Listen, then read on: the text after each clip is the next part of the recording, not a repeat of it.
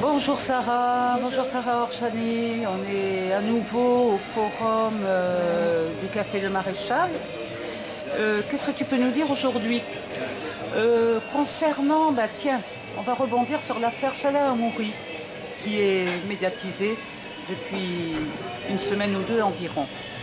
Qu'est-ce que tu peux nous dire là-dessus, ton opinion Déjà, c'est toujours la même chose, ça me rappelle un peu, ça me rappelle vraiment l'histoire d'Ingrid Betancourt, parce que je me souviens, lorsque j'étais responsable du petit Ingrid Betancourt, avant que Renaud, donc le célèbre chanteur Renaud, fasse la chanson sur Ingrid Betancourt, on n'en parlait pas du tout. Oui. Et dès que Renaud, quelqu'un de connu, fait une chanson sur elle et intervient sur elle, ça y est, ça devient un sujet médiatique et après, donc il y a une plus forte mobilisation. Pour Salah Hamouri, on remarque la même chose. C'est-à-dire que maintenant qu'il y a eu François Cluzet qui a parlé sur France 2, ça devient un sujet médiatique. Oui, donc quelque... C'est un peu le même, même phénomène, un peu, quand il n'y a pas de people sur oui, un voilà. sujet... Voilà, parce qu'en fait, il y a très peu de personnes qui le connaissent, qui connaissent le nom de Salah Hamouri, qui connaissent... Même les journalistes ne le connaissaient pas. Oui, oui. Quand François Cluzet en a parlé, il ne le connaissait pas. Et je pense que Coppen ne le connaissait pas non plus. On peut supposer qu'ils le connaissaient tous les deux, mais qu'ils ne voulaient peut-être pas s'engager à ce moment-là dans un débat. C'est une supposition. C'est-à-dire que je pense pas qu'un journaliste, ça ne le fait pas trop bien de ne pas être au courant. Je ne suis pas au courant de ça, donc à mon avis, s'il dit qu'il n'est pas au courant, j'espère voir qu'il est sincère, quoi, parce que...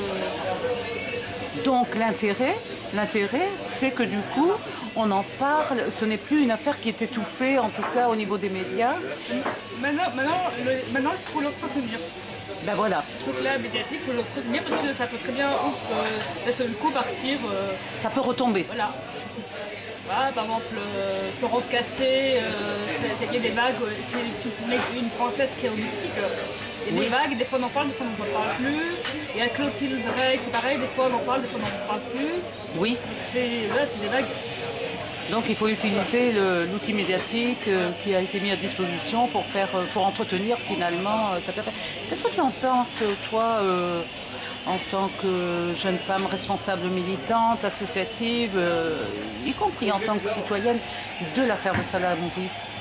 Déjà qu'un citoyen soit jugé par un tribunal militaire, ça... bizarre quand même. Oui. Bon, là, c'est déjà pas... je pense que la France, elle pourrait quand même un peu protester du fait que c'est un tribunal militaire qui l'a jugé. Oui.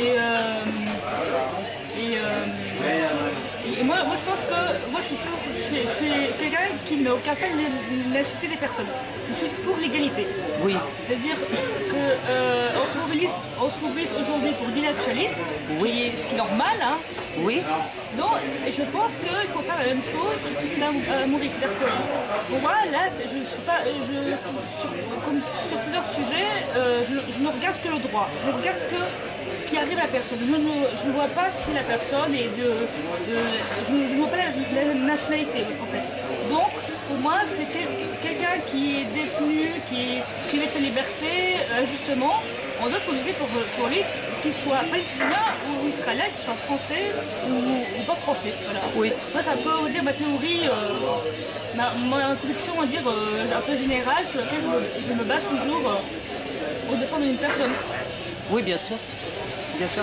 Et donc là, on voit ces derniers temps qu'il y a du mouvement pour Gilad Shalit, ce qui est une bonne chose.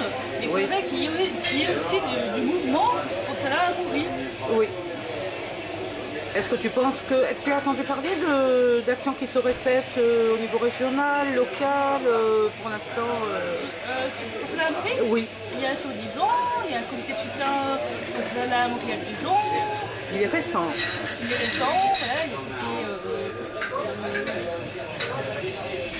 En décembre, je pense, quelque chose comme ça. Oui, il reste à souhaiter qu'il y ait des choses, des retombées finalement. Il faudrait organiser des actions, aller peut-être à la place de la libération. c'est comme ça que je le... Bien. Que tu le perçois. Donc je le pense pas, quoi. Faut faire une action d'information, voilà. Et je sais pas, au niveau national, je sais pas qu'est-ce qui est prévu.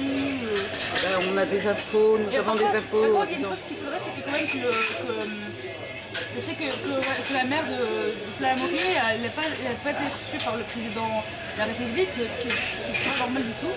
Oui.